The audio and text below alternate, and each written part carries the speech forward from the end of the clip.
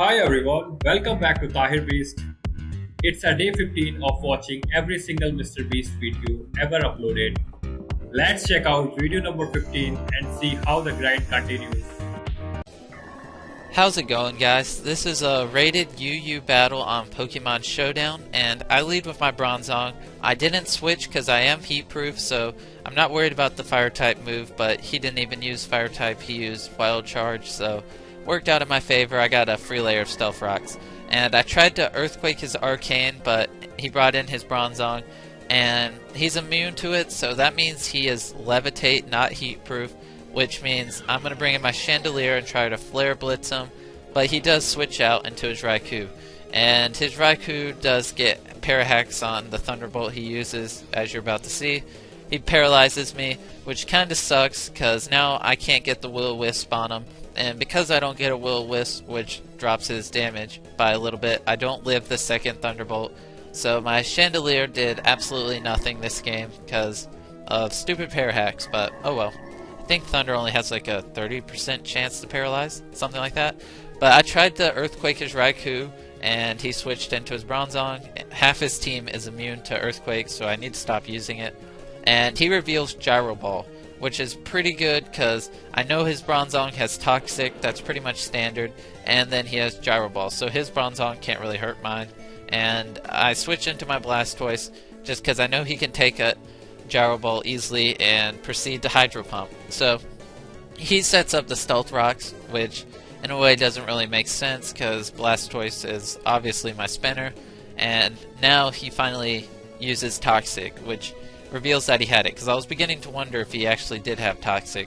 And so I switch into my X2, as it's pretty obvious he's going to set up a layer of Stealth Rocks. I have Magic Bounce, so it throws him right back at him, and I pretty much won that situation.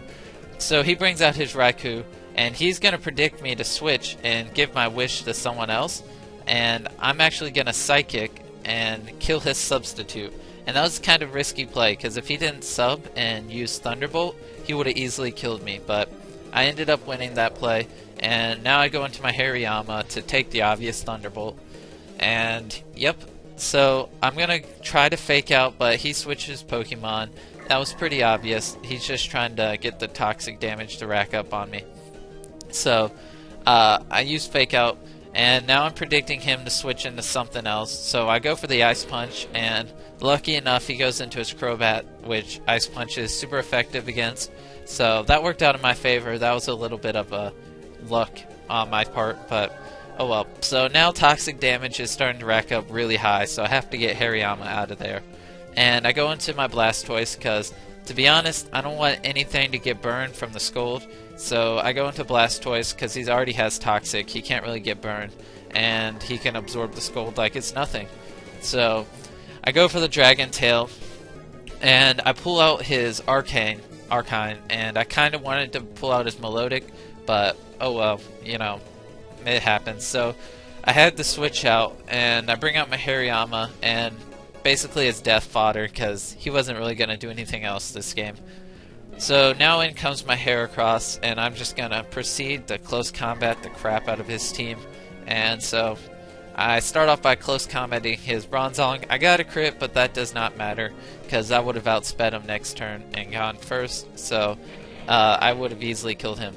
Now, I did not know this, but his Flygon's faster than me, and I'm a Choice Scarfed Speed EV Heracross, so it was pretty weird that he used U-turn. He could have used Stone Edge and easily killed my Heracross, but I guess he was predicting a switch or something like that.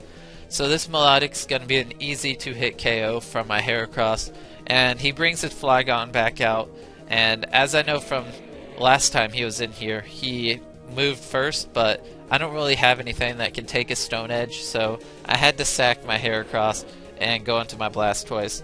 So he switches out to his Raikou, and I used Hydro Pump, but it misses. And as you'll see later on, that kinda did affect the way the game plays. So anyways, I can't take a Thunderbolt, so I have to switch out to my Bronzong, and he sets up a sub, so it was pretty much a safe switch in. And I know my Bronzong's bulky as could be, so he can take a hit. And he's trying to set up I don't know why. He should have just been attacking, but oh well. So he thunderbolts. I know I can live one. He gets the parahacks, but that does not affect me, and I'm kind of happy because if I would have got paralyzed there, I would have been really mad. And so anyways, Earthquake does not kill him, which is kind of saddening, but if that Hydro Pump earlier would have hit his Raikou, it would be dead right now. But anyways, I bring out my Blastoise. I know I'm going to go first because of Trick Room, so I get an easy Hydro Pump on him, and he's dead. So it's basically 2-on-2. We both have 2 Pokemon left. He brings out his Flygon. I know Hydro Pump's not going to one-hit KO him, but he does Outrage, and I do manage to live it with 4% health, and that is crazy.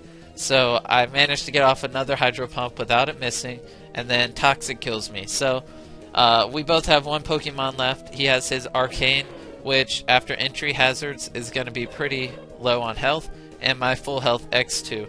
And I didn't know which Pokemon was faster, but obviously his Arcane was faster, and he gets the Wild Charge crit on me and lives with 6 health. But it was a good battle. Thanks for watching. Please subscribe.